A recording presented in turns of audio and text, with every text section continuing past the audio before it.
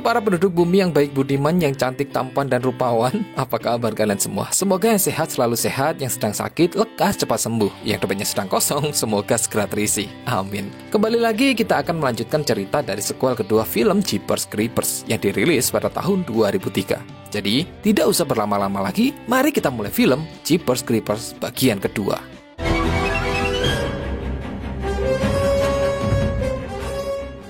Berselang 22 hari setelah kejadian di film pertamanya, kali ini scene diawali dengan memperlihatkan seorang bocil bernama Billy yang sedang ditugaskan oleh ayahnya bernama Taggart untuk memasang orang-orangan sawah pada ladang gandum mereka. Dalam keluarga ini juga terdapat seorang kakak laki-laki bernama Jack. Tidak lama kemudian, Billy yang sedang berada di tengah ladang gandum sekilas sempat mendapati salah satu orang-orangan sawahnya bisa bergerak. Merasa penasaran, dia pun mendekati orang-orangan sawah tersebut yang ternyata adalah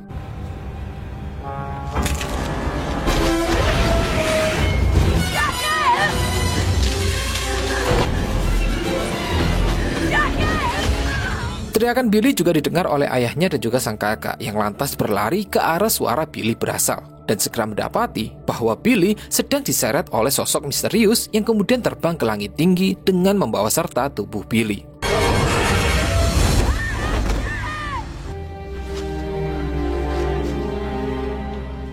Scene berpindah memperlihatkan sebuah bus yang sedang melaju di jalanan sepi, di mana dalam bus tersebut berisi sekelompok tim basket. Tidak lama kemudian, perjalanan mereka pun terpaksa terhenti ketika salah satu roda belakang bus tiba-tiba saja pecah. Si supir serta pelatih tim yang melakukan pengecekan pun menemukan bahwa pecahnya ban mereka disebabkan oleh sebuah shuriken yang terbuat dari tulang dan gigi manusia.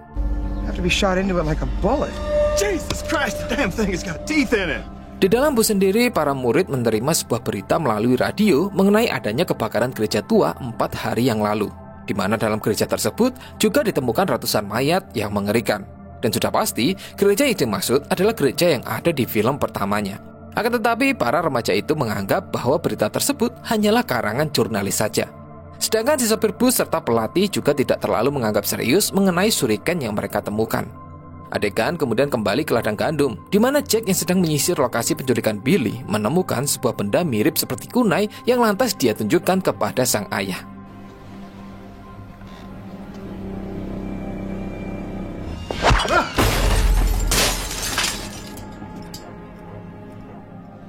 Kembali ke bus di mana para remaja terlihat sedang menjemur diri, sedangkan si guru serta pelatih tim disibukkan dengan mencari bantuan melalui frekuensi radio. Namun, tidak ada satupun jawaban yang mereka terima.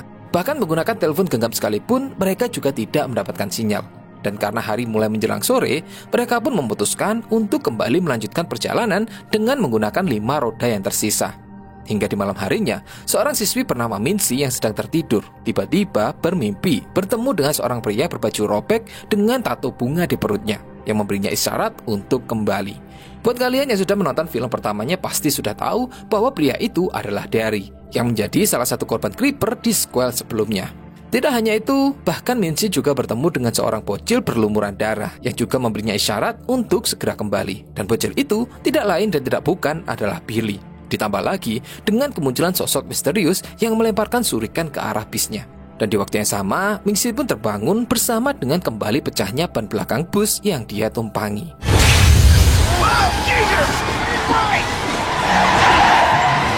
Kejadian itu pun membuat bus tidak bisa lagi melanjutkan perjalanan. Dan si sopir bus yang melakukan pengecekan kembali menemukan bahwa pecahnya ban lagi-lagi disebabkan oleh sebuah shuriken. Namun kali ini, shuriken itu dibentuk menggunakan pusar manusia. Di waktu yang sama, sang pelatih yang sedang memasang suar darurat tiba-tiba berteriak lalu menghilang. Tentu saja, hal ini membuat semua orang menjadi kebingungan. Menghadapi kejadian aneh ini, si sopir bus pun memerintahkan semua orang untuk kembali masuk ke dalam bus. Dan tidak lama kemudian, justru giliran si sopir bus lah yang diculik oleh creepers, yang kali ini kejadiannya terlihat oleh semua orang.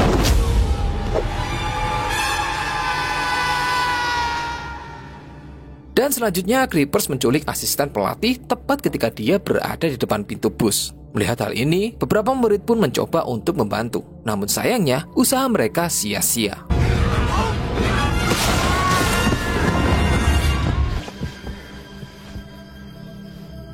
Dari kejadian beruntun itu, beberapa murid pun mulai ketakutan dan beberapa lagi masih kebingungan dengan apa yang sedang terjadi serta apa yang sebenarnya sedang mereka hadapi. Dan ya, sama seperti beberapa film horor lainnya, di mana ketika dalam keadaan bingung dan panik, para pemain akan cenderung bertengkar satu sama lain.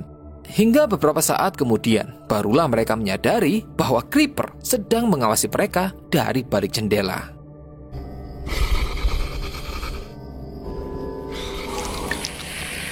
Creeper sempat mencium aroma ketakutan dari mereka, serta menggoyangkan bis hingga membuat baut pintu terlepas lalu kemudian pergi menghilang. Di waktu yang sama, Mincy tiba-tiba jatuh tidak sadarkan diri dan mendapatkan penglihatan sedang berada di ladang gandum, di mana Derry memberitahunya hal mengenai Creeper.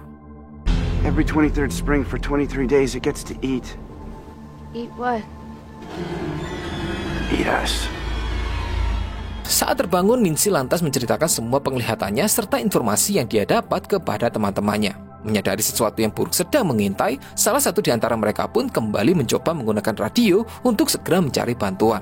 Beruntung, setelah beberapa kali percobaan, pada akhirnya frekuensi radio mereka diterima oleh Taggart dan juga anaknya, yang kebetulan saat itu sedang berkendara keluar untuk mencari jejak Creeper yang telah menculik anaknya. Taggart juga berjanji akan datang ke tempat mereka sekaligus menghubungi polisi terdekat. Mendengar bantuan akan datang, para murid pun bersorak bahagia karena merasa mereka akan diselamatkan. Akan tetapi, di tengah kebahagiaan tersebut, tiba-tiba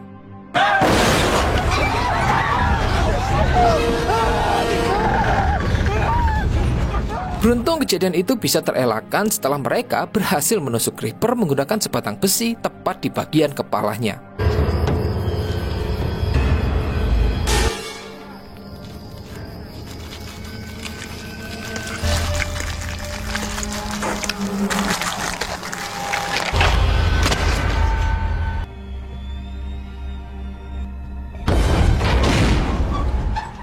Setelah menghancurkan kepalanya sendiri, Creepers mencoba untuk terbang menjauh. Namun tidak lama kemudian, dia pun terjatuh dan membuat celah cukup besar tepat di atap bus.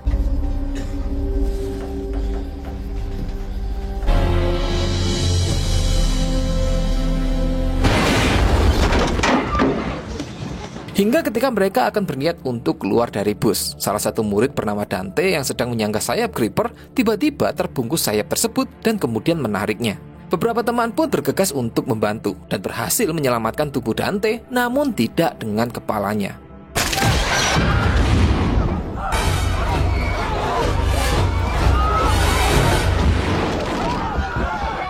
Salah satu siswi bernama Rhonda yang penasaran dengan apa yang sedang dilakukan oleh Creeper di atas bus lantas mencoba untuk mencari tahu. Dan betapa terkejutnya dia ketika melihat si Creeper sedang melepaskan kepalanya sendiri lalu menggantinya dengan kepala milik Dante.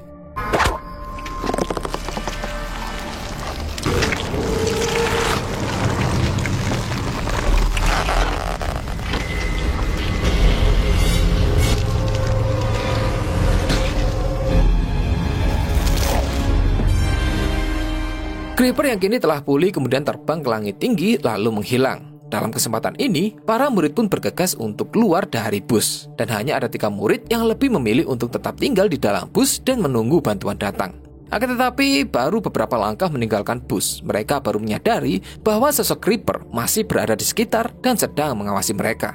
Kejadian itu pun membuat mereka berusaha untuk kembali ke dalam bus. Namun Johnny yang berada di dalam sama sekali tidak berniat membukakan pintu untuk mereka. Alhasil mereka pun terpaksa menjauhi bus dan berlari menuju ke area ladang.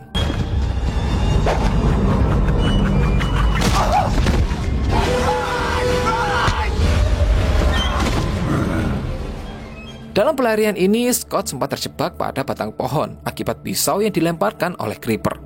Beberapa temannya pun mencoba untuk membantu, namun sayang, pada akhirnya Scott tetap tertangkap oleh Creeper.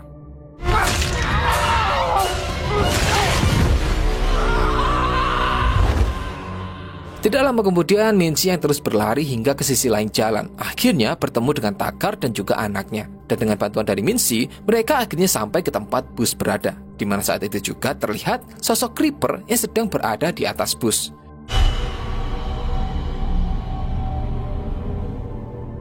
Taggart kemudian menggunakan senjata garpunya untuk menyerang Creeper, di mana ujung pada senjata itu terdapat pisau aneh yang sebelumnya ditemukan oleh Jack.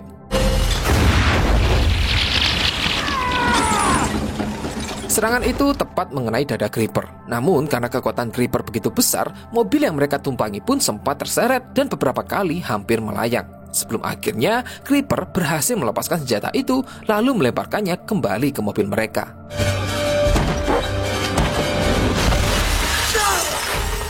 Beruntung Jack yang terjebak di kursi kemudi selamat dari serangan itu. Dan Taggart lantas kembali mempersiapkan garpunya, namun kali ini dengan ujung tombak yang dia ciptakan sendiri. Lalu menembakkannya tepat ketika Creeper sedang melesat di sisi lain bus. Dan apakah kali ini Creeper berhasil dikalahkan? Tidak semudah itu, Maimunah. Karena tidak lama kemudian Creeper kembali terbang dan berhasil menggulingkan bus serta mobil Taggart menggunakan tali pengikat senjata yang sedang menancap tubuhnya.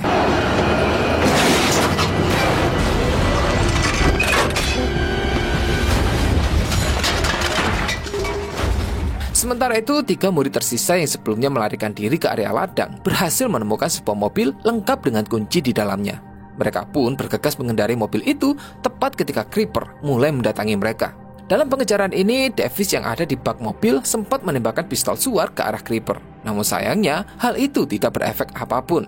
Hingga pada akhirnya, ketika Creeper benar-benar mendekat, Izzy selaku pengemudi mobil tersebut membanting setirnya ke area ladang, lalu memaksa Rhonda untuk keluar dari mobil. Dan setelah itu, melakukan pengereman secara mendadak, yang mengakibatkan mobil mereka mengalami kecelakaan, namun sekaligus berhasil menjatuhkan Creeper.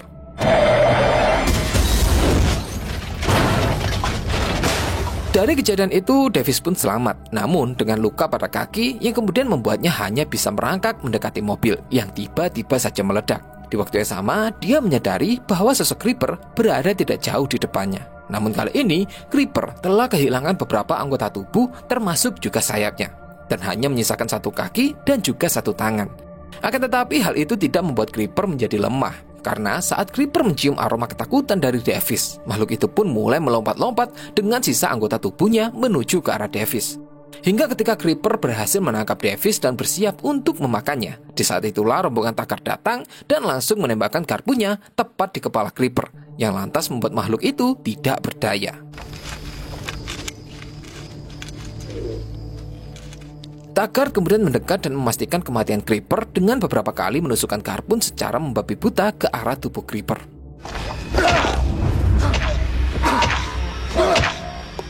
Di sini Creeper sempat menutupi wajahnya sebelum akhirnya benar-benar tidak bergerak, di mana Mincy lantas mengatakan bahwa ini adalah waktu terakhirnya setelah berkeliaran selama 23 hari.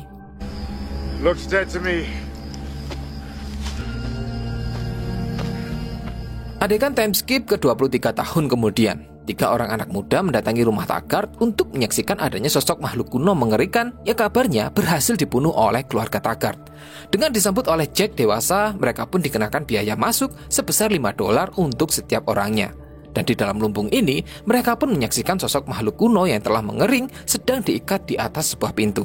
Dan di belakang mereka terdapat sosok Taggart tua yang sedang duduk memegang senjata garpun yang pernah dia pakai untuk membunuh makhluk tersebut.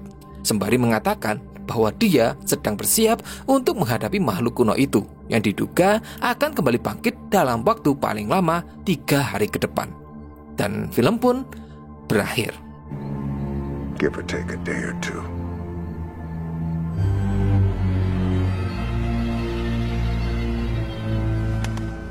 Dan ya, sampai di sini dulu pembahasan kita kali ini. Jangan lupa cek deskripsi untuk link video pembahasan sequel ketiga dari Jeepers Creepers. Kalau belum ada, silahkan subscribe dulu dan nyalakan loncengnya biar kalian gak ketinggalan kalau sequel ketiganya sudah Mimin upload.